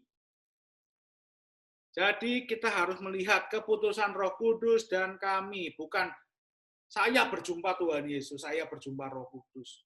Bukan saya, bukan. Kami. Karena banyak pengalaman yang mengatakan, oh saya ketemu Tuhan, saya diurapi Roh Kudus. Siapa tahu jadi prelest. Jadi penyesat nabi palsu baru. Dan Rasul Yohanes mengatakan banyak bahwa nabi palsu akan semakin banyak menjelang kedatangan Tuhan, menjelang hari Tuhan. Penyesat akan semakin banyak. Nabi-nabi palsu akan semakin banyak. Jadi itu yang bisa saya sampaikan untuk hari ini. Tentang konsili, tentang bidat, hubungannya juga bagaimana, peranannya konsili seperti apa. Memang saya nggak membahas tentang konsili ini, bahas ini, tetapi saya lebih membawa saudara, mengajak saudara untuk melihat mengapa konsili itu harus ada. Apakah pemikiran kita tentang konsili itu terbatas dari konsili itu penuh konspirasi gitu misalkan. Tapi kita tidak melihat bagaimana sisi-sisi yang lain. Nah, itu yang hendak saya sampaikan, saya bagikan kepada Bapak Ibu semua supaya bisa kita mengerti bahwa konsili adalah bagian dari sejarah gereja, bagian daripada iman Kristen, yang mana konsili adalah sarana supaya iman Kristen itu tetap terpelihara, tidak berubah, sekalipun terhantam oleh rongrongan angin-angin rupa-rupa angin pengajaran palsu, tetapi gereja tetap teguh di atas batu karang iman. Terima kasih, dan mungkin saya kembalikan kepada moderator. Apakah ada yang bertanya? Oke, tadi ini ada satu pertanyaan lagi dari Antoni. Nanti setelah Antoni akan dibuka juga pertanyaan voice ya untuk saudara Albert sama Danias. Oke, ya. Oke, dari Antoni dulu. Sebenarnya, apakah di era modern ini pernah diadakan sebuah konsili entah lokal atau ekumenis? Udah. Udah. Di dalam sejarah gereja di abad modern, kita melihat di dalam tahun 1672, Gereja Timur mengadakan konsili untuk membahas ajaran Calvinisme. Akhirnya membuahkan suatu rumusan yang disebut sebagai pengakuan Dositeus. Kemudian ada juga ensiklik para patriark Timur tahun 1848. Itu abad modern. Dia menjelaskan salah satunya tentang soteriologi. Saya bacakan dulu contohnya di dalam soteriologi di konsili ensiklik para patriark Timur 1848. Sebentar saya lihatkan. Di dalam konsili ensiklik itu dikatakan bahwa manusia telah gagal karena pelanggarannya, manusia telah menjadi seperti makhluk yang tak berakal budi. Dia telah menjadi gelap dan tercabut dari kehidupan yang tanpa hawa nafsu dan kesempurnaan, tetapi dia tidak pernah tercabut dari fitrahnya dan kekuatan yang dia terima dari Allah yang Maha Baik. Sebab jikalau dia tercabut dari fitrahnya dan menjadi makhluk yang tak berakal budi, maka dia bukanlah manusia. Tetapi fitrah yang di dalamnya dia telah dijadikan itu tetap terjaga. Dia bebas dan hidup dengan kekuatan alaminya yang bergerak sesuai dengan fitrahnya, dan dia dapat memilih dan melakukan apa yang baik serta pergi dan berbalik dari kejahatan. Ini adalah bentuk pengakuan gereja terhadap suatu ajaran yang mengatakan bahwa yang menihilkan kehendak bebas manusia. Nah, ini di situ adalah bentuk jawaban gereja yang tertuang di dalam ensiklik para patriark Timur 1848. Nah, itu adalah bentuk konsili gereja Timur yang diistilahkan pan-ortodoks, menjawab ajaran-ajaran yang contohnya adalah yang menihilkan kehendak bebas manusia.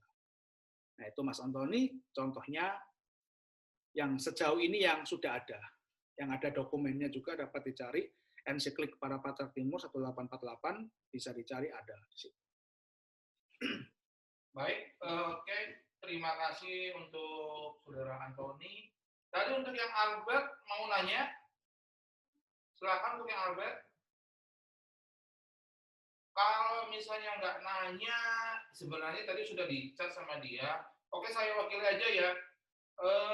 Apakah, nah ini dia, mana tadi? Sebentar. Nih, contoh konkret bidat, apakah saksi Yehova? Itu dari Saudara Albert. Oke. Kita melihat bidat itu, pertama, jangan melihat nama kelompoknya dulu, tapi lihat ajarannya dulu. Yang pertama mengatakan bahwa di kelompok saksi Yehova mengatakan bahwa ajarannya seperti apa. Dia mengatakan bahwa Yesus itu adalah ciptaan yang permulaan. Jadi ada saat di mana firman Allah itu tidak bersama-sama dengan Allah. Nah, itu adalah sama dengan ajaran Arius yang ditolak oleh gereja tahun 325, seperti yang dapat saya sampaikan di sini. Nah, Arianisme mengajarkan bahwa Kristus itu, yaitu firman Allah itu, ada saatnya dia tidak bersama-sama dengan Allah, dia punya permulaan, dia itu tercipta sebagai ilah yang lebih rendah. Nah, itu adalah bentuk ajaran bidat. Jadi kalau saksi Yehova memakai ajaran Arianisme, ya tentu saja gereja berdasarkan konsili Nikea yang pernah dilakukan menolak ajaran seperti itu. Karena itu adalah ajaran Arianisme yang adalah ajaran bidah. Itu yang bisa dijawab tentang. Oke, untuk saudara Dani sudah dijawab ya untuk yang Albert ya. Terus ini ada saudara Danias mau nanya? Oke. Oke, Iya. Ya, shalom Mas Andre. Oke, salam. Iya, dari penyampaian yang telah disampaikan tadi, ada 2 poin yang menjadi ketertarikan saya dalam bertanya pada tema hari ini. Itu tadi pembahasan tentang Nasrani. Yang pertama itu, kalau saya baca dalam Panarion yang telah diterjemahkan dari pihak IOC sendiri, Nasrani itu disebutkan 2 kali dalam jilid pertama dan jilid kedua. Pertanyaan saya yang pertama ini adalah, apakah Nasrani itu ada berbagai sektenya sehingga dia disebut 2 kali oleh Epifanius? Yang kedua, mengenai Konsili Kartago tahun 257 Masehi, penggunaan pembaptisan bayi itu telah diadakan. Nah, biasanya pihak yang anti baptisan bayi itu mengatakan bahwa baptisan bayi itu tidak alkitabiah karena bayi tidak memiliki iman, masih belum punya kepercayaan. Dasarnya Kisah Rasul 18 ayat 8. Nah, bagaimana cara kita menanggapi hal semacam ini? Terima kasih. Tuhan Yesus memberkati. Di dalam Panarion bagian pertama dan kedua disebutkan Nasrani 2 kali. Di dalam Panarion yang pertama itu, dia dimasukkan ke dalam sekte Yahudi. Menunjukkan bahwa originnya dari situ. Yang di Panarion kedua, kita melihat evolusi daripada Nasrani itu. Secara radikal ya. Dari yang sebelumnya adalah sekte kecil di dalam agama Yahudi, kemudian menjadi suatu sekte yang jauh lebih besar di masa berikutnya. Makanya itu Panarion mencatat 2 kali. Jadi kita bisa membedakan sejarahnya dari ini ke sini. Nah, seperti itu Saudara Danias. Lalu yang pertanyaan kedua tadi yang tentang baptisan bayi ya. Nah, kita melihat baptisan bayi itu mereka yang pro kontra itu kan selalu menggunakan dalil-dalil ini dan itu. Tetapi kita tidak menggunakan dalil. Kita melihat Alkitab itu dan praktek-praktek gereja itu bukan hanya sekedar dalil-dalil, oh nggak ada tulisannya. Nah itu yang tadi saya katakan, kalau melihat Alkitab hanya letterlock, jadinya bisa seperti itu. Tetapi kita melihat dalam konteks yang lebih luas, bahwa praktek pembaptisan bayi itu sudah dilakukan gereja purba, termasuk juga anak-anak dan bayi. Karena apa? Yang pertama, baptisan itu kan menyatukan kita dengan kematian dan kebangkitan Tuhan. Sekarang kita tidak melihat secara yuridis dalam hukum. Siapa di antara orang tua yang tidak ingin anaknya itu ditanamkan benih ilahi, supaya apa? Supaya ia tumbuh di dalam kebenaran akan Allah. Jadi fungsi daripada baptisan bayi itu bukan hanya sekedar legalis, oh ini nggak ada hukumnya. Kita tidak melihat iman Kristen dalam sudut pandang hitam di atas putih yang membuat kita menjadi sangat strict, jadi Farisi. Kita melihat bahwa bayi ini kita baptisan karena apa? Karena kasih. Karena kasih supaya apa? Bayi ini ditanamkan benih ilahi, dapat tumbuh di dalam kebenaran iman, supaya apa? Ketika dia bertambah besar, kuasa baptisan, kuasa kematian Tuhan, kuasa kebangkitan Tuhan itu bekerja di dalam dia. Supaya apa? Dia tumbuh menjadi anak-anak yang rohani menuju kepada ketika menjadi dewasa. Jadi adalah suatu anugerah jika kita membaptiskan bayi. Kita menyerahkan anak kita kepada Allah dalam pemeliharaan Allah, supaya apa? Supaya jiwanya itu dituntun oleh Roh Kudus. Jadi jangan melihat hanya sudut pandang sempit kacamata kuda, ini nggak ada dalilnya. Kalau bagi saya pribadi, orang yang melihat Alkitab hanya dalil, itu tahapan paling bawah dalam pembelajaran. Melihat segala sesuatu dalam sudut pandang hukum. Tetapi kita melihat bahwa Kristus itu datang untuk mengasihi. Dia membatalkan segala macam bentuk belenggu-belenggu yang hanya melihat hitam di atas putih. Kalau kamu melakukan berdosa, kalau ini akhirnya menjat sana-sini. Kita melakukan pembaptisan bayi. Gereja melakukan pembaptisan bayi itu karena kasih. Kita mengharapkan keselamatan anak ini. Kita mengharapkan anak ini tumbuh di dalam kebenaran firman Tuhan. Kita tidak ingin anak ini menjadi serupa dengan dunia. Makanya sedari kecil kita persembahkan anak ini ke hadapan Allah. Kita bawa kepada gereja, ke dalam sakramen, supaya anak ini bisa hidup sesuai dengan gambar Kristus. Juga terkait dengan baptisan, Mas Andre. Oke. Baptisan bayi adalah, kita tahu di dalam gereja ortodok itu, apalagi di dalam, kalau kita lihat Kisah Rasul 16 ayat 33, mereka membaptiskan keluarganya semua. Berarti di sini ada kakek, ada nenek, ada Mbak Yu, ada bayi di sana. Dengan demikian jelas bahwa baptisan bayi itu memang telah dilakukan sejak awal di dalam gereja. Kalau ada orang berpendapat bahwa bayi kan tidak mempunyai kesadaran untuk menyatakan imannya. Nah, kita diingatkan dengan peristiwa orang yang sakit lumpuh. Digotong berapa orang? 4 orang. Terus diturunkan di depan Yesus. Yesus tidak mengatakan karena imannya, tapi iman mereka. Nah, dari sini kita dapat melihat bahwa bayi itu dibaptis oleh orang tuanya atau diberikan oleh orang tuanya dengan apa? Bapa Salam. Berarti kalau demikian, yang dipandang oleh Kristus itu adalah iman yang membawa bayi untuk dibaptis. Nah, fungsi daripada para bapa Salam ini adalah untuk mendidik, untuk membawa bayi ini bertumbuh di dalam kerohanian yang dalam. Karena itulah setiap gereja ortodok yang membaptis siapa saja termasuk bayi, itu ada apa yang dinamakan dengan Bapa Selam. Nah, Bapa Selam ini dipilih orang-orang yang mempunyai dedikasi, mempunyai pengetahuan, dan juga mempunyai karakter dan iman yang teguh di dalam gereja. Supaya apa? Supaya dapat membimbing bayi ini tumbuh di dalam kerohanian yang diajarkan oleh gereja.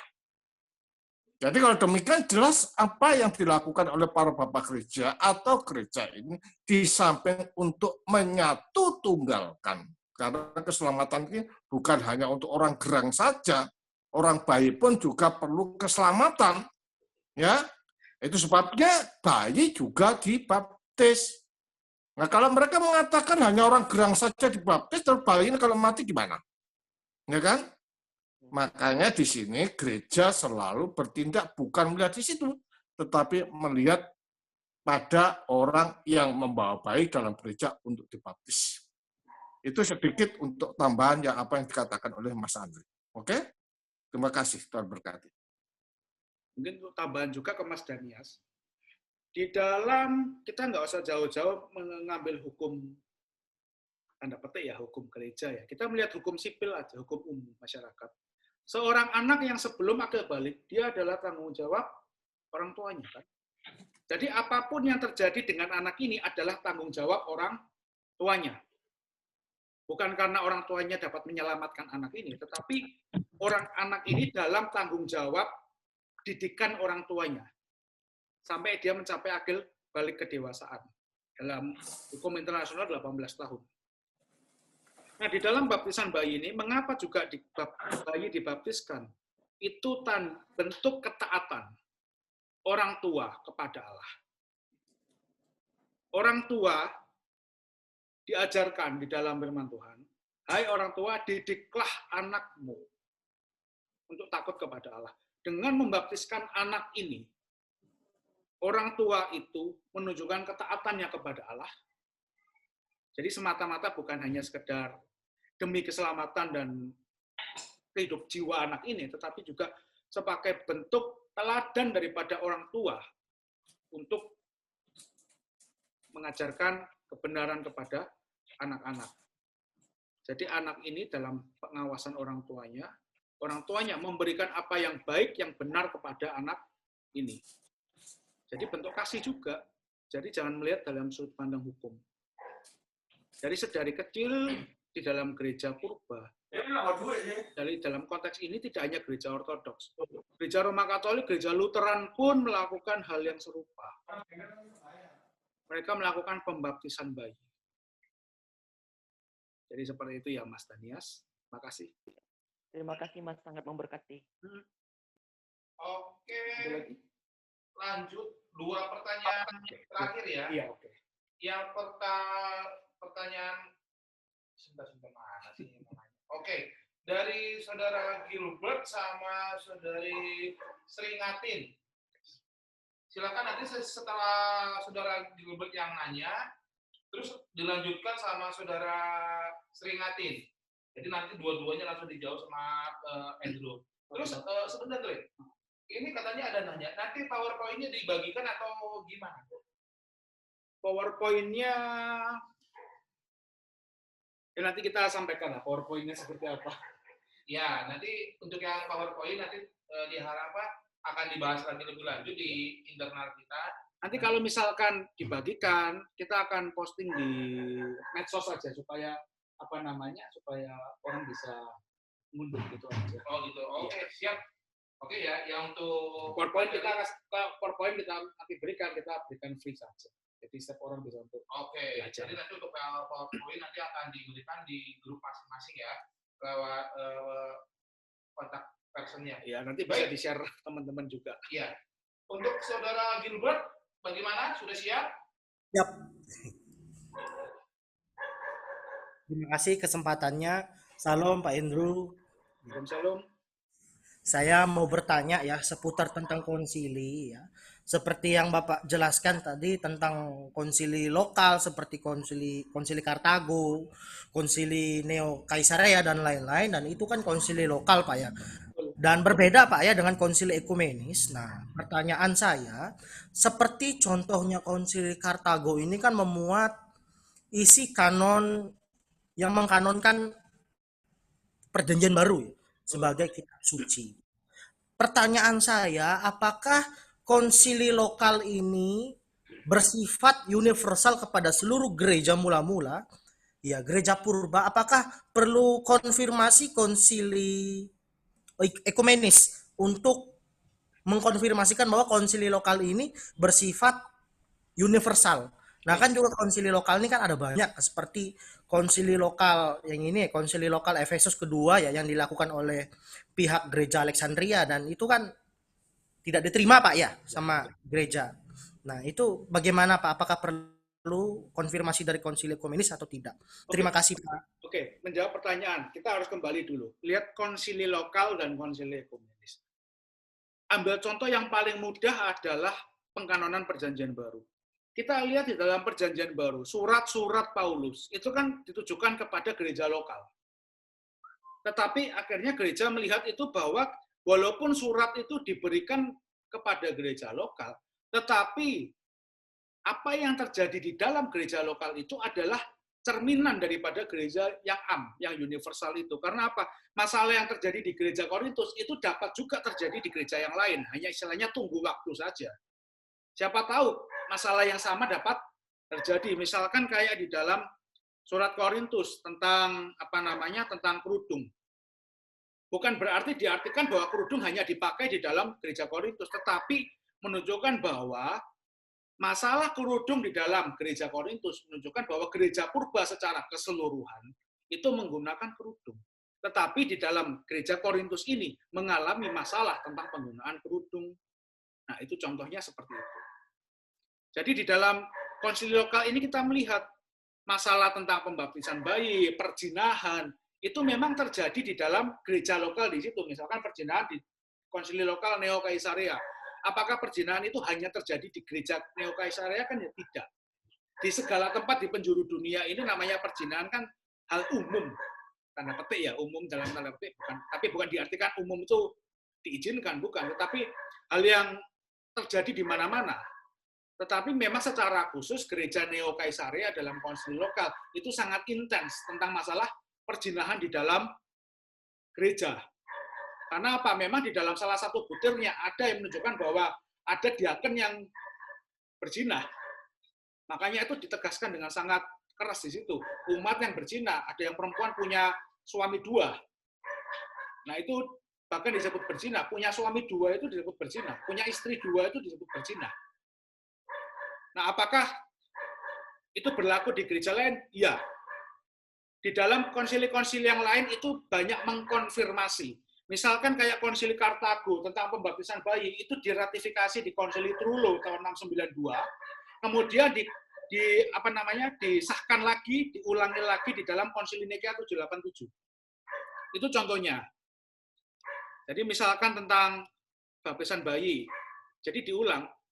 257 diulang ke Trullo diulang di mana? Di 787 Nikea. Sama kayak konsili Laodikea tentang ibadah. Itu juga ada diulangi lagi di dalam konsili 787.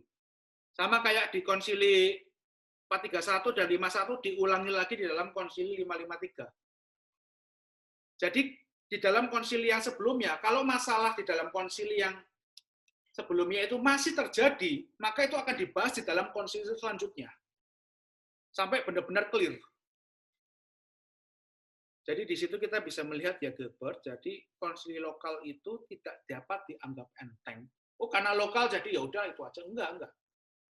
Konsili lokal bobotnya itu memang lokal, tetapi sifatnya diterima oleh seluruh gereja. Penegasan pembaptisan bayi di Kartago, bukan hanya gereja Kartago saja, tapi semua gereja, baik di barat, gereja Roma, di timur, gereja Konstantinopel, gereja Koptik, tetap melakukan pembaptisan bayi.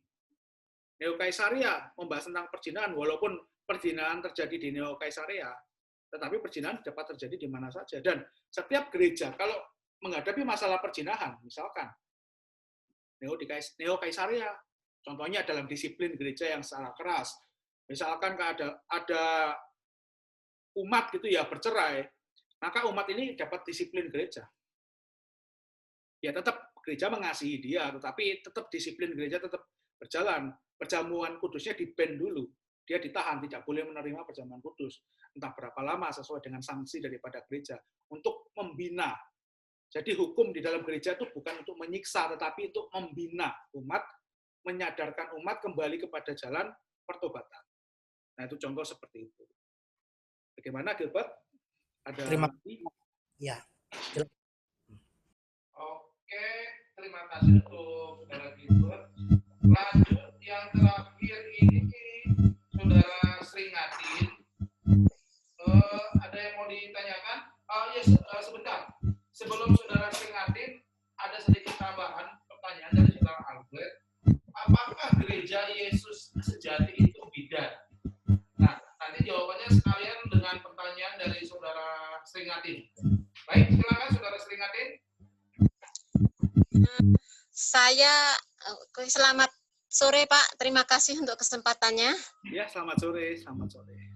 Saya punya 2 pertanyaan, boleh 2 atau hanya 1 Pak? Oke, silakan. Silakan. Pertanyaan yang pertama itu berhubungan dengan, ini masih di bagian awal tadi Pak. Tadi Pak Andrew menyebutkan bahwa tidak ada tafsiran untuk Alkitab. Pertanyaan saya, kalau di dalam gereja mula-mula, itu orang Kristen bisa mengerti maksud nats dalam Alkitab dengan mengujinya berdasarkan tradisi lisan yang masih ada pada saat itu. Betul. Nah, pertanyaan saya, bagaimana gereja sekarang? Nah, bukankah tradisi lisan itu sekarang ini kita tidak mengenalnya? Mungkin di gereja ortodoks memang masih ada, Tetapi bagaimana dengan kami yang tidak berada di gereja ortodoks? Bahkan gereja Protestan kan menolak tradisi lisan. Itu yang pertama. Kemudian yang kedua, masa lalu itu gereja boleh dikatakan selalu mengadakan konsili untuk menghadapi bidat. Pertanyaan saya, gereja masa sekarang tidak lagi mengadakan konsili untuk menghadapi bidat. Padahal sekarang kan banyak Pak bidat berseliweran di sekitar gereja. Bahkan kemarin, maaf Pak, ini saya mendapatkan link ini dari Pak Randy. Oke. Saya ikut Zoom Pak beberapa kali. Di sana Pak Randy mengatakan bahwa sekarang ini sudah ada 55.000 denominasi gereja.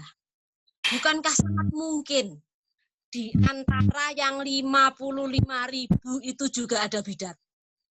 Nah, mengapa kok gereja yang sekarang ini tidak lagi mengadakan konsili untuk menghadapi bidat? Terima kasih, Pak. Oke, baik. Menjawab Ibu dulu ya. Jadi, dan juga tadi Mas Albert itu bertalian. Kita melihat suatu, misalkan kayak tadi, Gereja Yesus Jati, kita lihat ajarannya. Makanya itu kita perlu memiliki literatur patristik. Teologi-teologi patristik itu kita punya. Jadi bukan hanya sekedar menambah kumpulan koleksi perpustakaan pribadi kita atau perpustakaan misalkan sekolah teologi, tetapi di situ kita melihat harta karun mata air iman, harta kekayaan iman gereja. Kita bisa tahu bahwa ini ajaran benar apa enggak. Kita lihat di dalam sejarah gereja. Minimal dari konsili dulu. Oh, konsili gereja membahas ini, bidat ini. Nah, kita lihat, oh ini kok kelompok ini kok mengarahnya ke situ. Nah, itu di situ kita bisa melihat, oh ini kecenderungannya adalah Arianisme misalkan.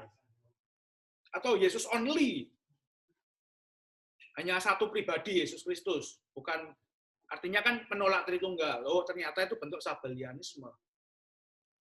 381. Nah, itu seperti itu. Jadi kita bisa melihat suatu pembanding, karena iman Kristen itu kan iman yang menyejarah. Saya sering mengatakan iman Kristen itu menyejarah, bukan iman yang berdebuk turun dari langit. Tetapi hidup di dalam sejarah dan hadir di dalam sepanjang sejarah manusia. Dan kita melihat bahwa konsili-konsili itu, termasuk di dalamnya tradisi lisan, itu adalah hidup daripada gereja. Nah, tradisi lisan yang ada di dalam gereja itu kita bersyukur sekarang sudah banyak didokumentasikan. Kita melihat contohnya adalah literatur patristik. Misalkan kayak Panarion yang tadi yang saya sampaikan. Saya suka buku ini karena Panarion itu menampilkan 88 variasi bidat. Jadi kita bisa melihat ada yang murni dari bidat ebionit, tapi ada yang kombinasi daripada beberapa. 2 atau lebih ada seperti itu. Makanya kalau saya ingin menyarankan kepada kita semua, kita jangan pernah malas untuk membaca tulisan patristik. Kita tidak melihat tulisan patristik itu sebagai beban, tetapi kita melihat ini sebagai harta warisan. Kalau harta warisan kan berarti kita ingin menjaga mati-matian. Bahwa ini adalah harta warisan keselamatan. Dari sini kita bisa mengidentifikasi, oh seperti ini toh ajaran ini, seperti ini. Nah, jadi tradisi lisan yang ada di dalam gereja purba kita bersyukur sudah banyak didokumentasikan dalam tulisan-tulisan. Tulisan Bapak Gereja ini, misalkan kayak Hexaemeron tentang penciptaan, 6 hari penciptaan, kita bisa dijauhkan dari pemikirannya orang-orang Yahudi, Farisi, bahwa Kejadian 1, 26, 27 itu adalah Allah sedang berdiskusi atau berbincang-bincang dengan para malaikat. Tetapi kita bisa melihat itu adalah Allah bertafakur di dalam dirinya yang ada firman dan rohnya. Nah, itu yang diajarkan gereja. Dan di situ kami memiliki beberapa koleksi literatur patristik sudah terjemahkan dalam bahasa Indonesia. Mungkin bisa membantu daripada Ibu supaya bisa mengerti bagaimana tradisi lisan gereja itu, pengajaran-pengajaran lisan itu. Dan ajaran gereja itu diturunkan pertamanya memang tradisi oral, kemudian ada yang menuliskan. Jadi para rasul itu mengajarkan kepada penerusnya, misalkan Paulus kepada Timotius, lalu dan Titus dan Timotius meneruskan kepada selanjutnya. Nah, seperti itu contohnya. Dan bapak-bapak gereja itu menuliskan kembali apa yang sudah diajarkan. Konsili itu tujuannya untuk meratifikasi. Jadi konsili tidak hanya bicara tentang bidat, tidak hanya bicara tentang etika seperti tadi perzinahan contohnya, tapi juga menyeleksi tulisan-tulisan daripada para bapak gereja, manakah yang diterima, manakah yang tidak. Contohnya kayak Gregorius dari Nisa, ada tulisannya yang tidak diterima, tetapi tulisan yang lain diterima. Misalkan kayak Origenes, memang banyak tulisan Origenes yang kita tidak terima karena sangat gnostik, tetapi ada beberapa yang boleh kita hormati. Dan gereja sudah membuat list itu, tulisan mana yang ditolak, mana yang diterima. Jadi misalkan kayak Theodor Mopsuestia yang sering dikali dianggap Nestorian, tetapi tulisannya Theodor Mopsuestia tentang kemanusiaan Kristus itu dipakai di dalam Konsili 381. Itu bisa kita ikuti. Tulisannya dia tentang sakramen, itu bisa kita ikuti. Karena apa? Ketika dibandingkan dengan tulisannya Kyrillos dari Yerusalem, tidak berbeda. Dan kemudian dikembangkan juga tulisan tentang sakramen oleh Nicholas Kabasilas 800 tahun kemudian. Jadi dari situ tulisan-tulisan para bapak itu sekali lagi bukan hanya kumpulan koleksi jadul, literatur jadul, tetapi kita bisa melacak kesinambungan ajaran. Bahwa ajaran abad kedua, abad keempat, abad ke-8, abad ke-15 di dalam sejarah gereja itu punya runtutan dan saling berkesinambungan. Dari situ kita bisa melacak ajaran yang aneh-aneh dari mana, itu kita bisa tahu. Dan kita bersyukur ketika kita membaca itu, kita diberikan kepekaan batin untuk melihat mana ajaran yang sumbang dan tidak. Kemudian masalah tafsiran pribadi. Di dalam gereja, khususnya gereja ortodoks ya Bu ya, tafsiran pribadi itu diistilahkan teologumena. Setiap orang, tanda petik, bebas berteologumena, tetapi tidak semua teologumena itu dapat diterima. Kalau teologumenanya itu bertentangan, tentu saja ditolak. Contohnya teologumenanya Origenes mengatakan bahwa jiwa-jiwa itu telah dijadikan sebelum manusia itu dilahirkan. Itu kan jadinya bentuk kekekalan jiwa, praeksistensi jiwa. Nah, itu ditolak seperti itu. Teologumena yang ditolak. Tapi ada juga teologumena yang akhirnya diterima. Karena apa? Karena tidak menyimpang dan tidak menjadi suatu polemik bagi yang lain di dalam gereja. Misalkan tentang tulisannya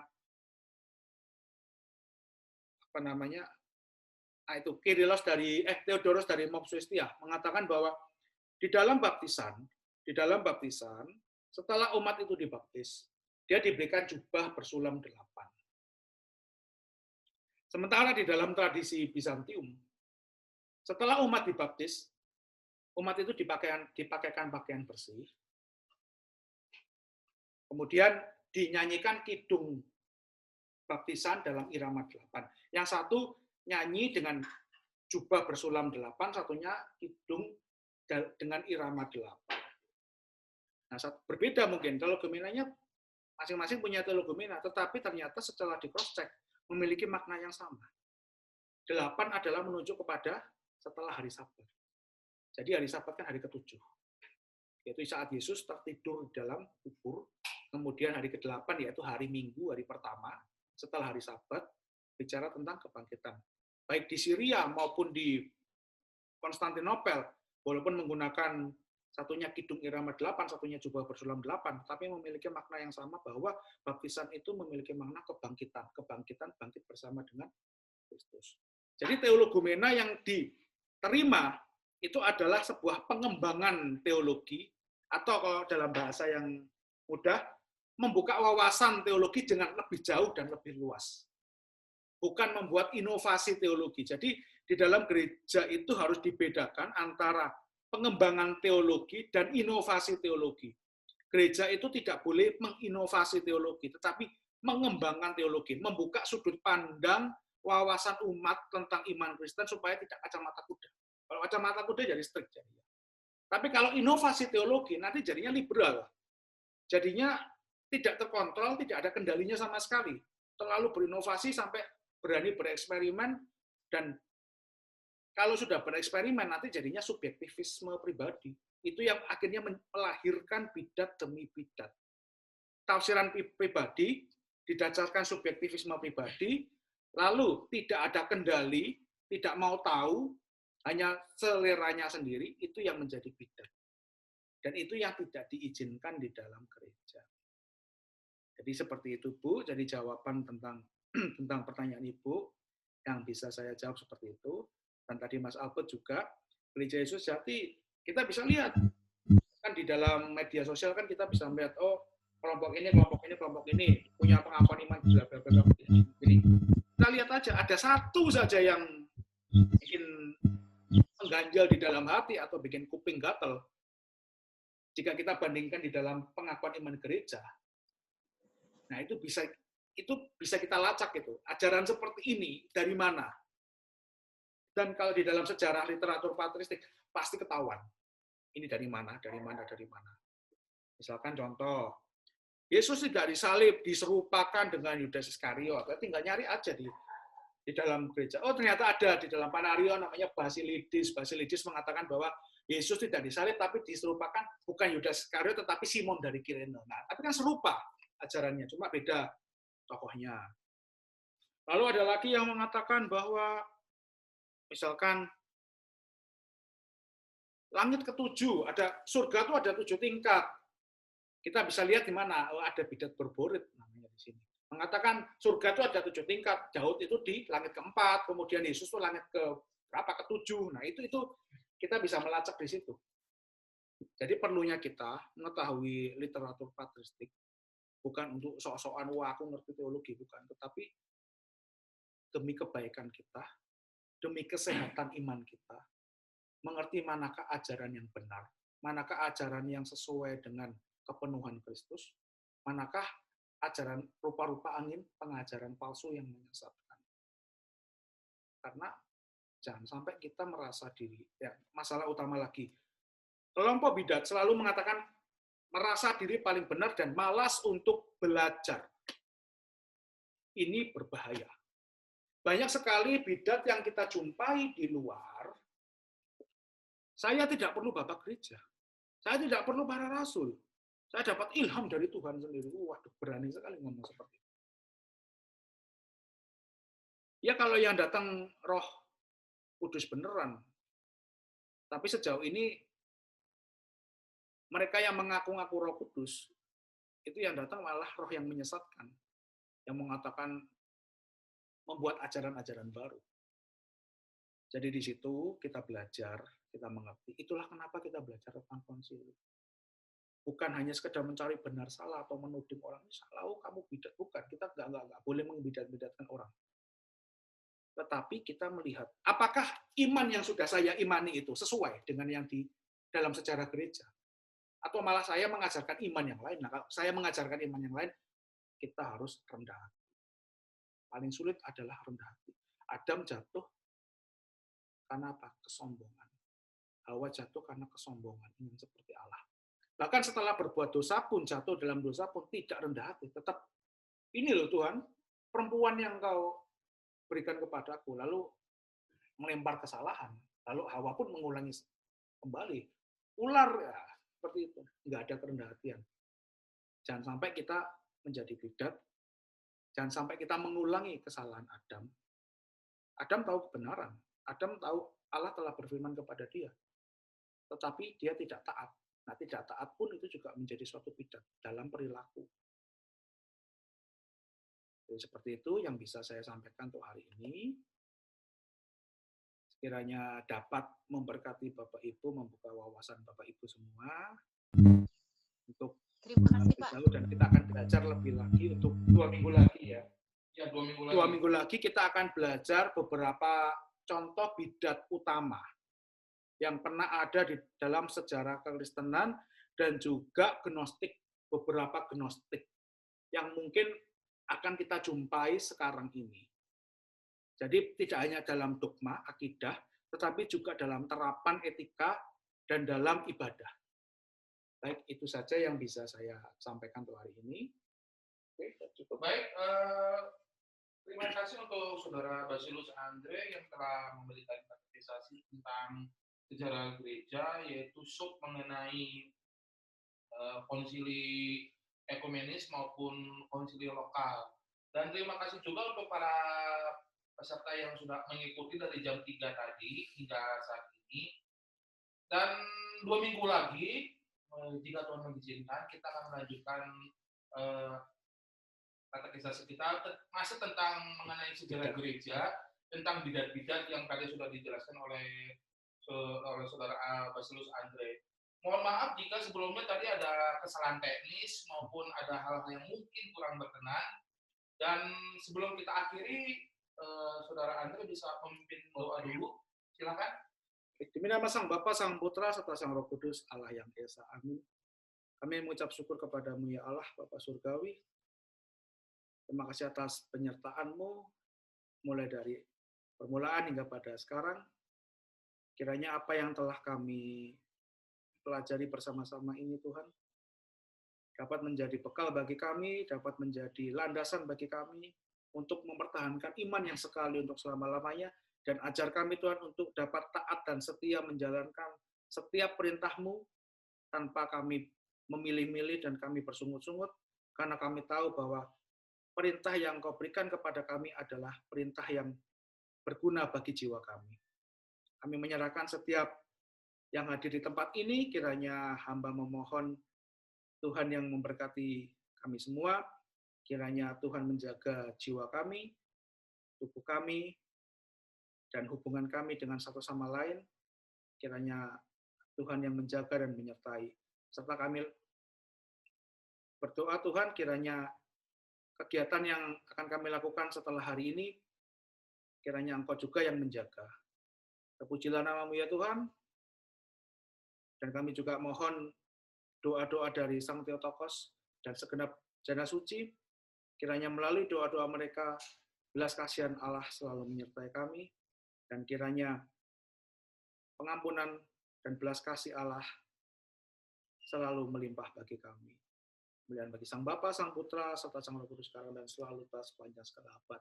Amin. Amin. Baik, puji Tuhan. Kita akan ketemu lagi 2 minggu yang akan datang. Dan untuk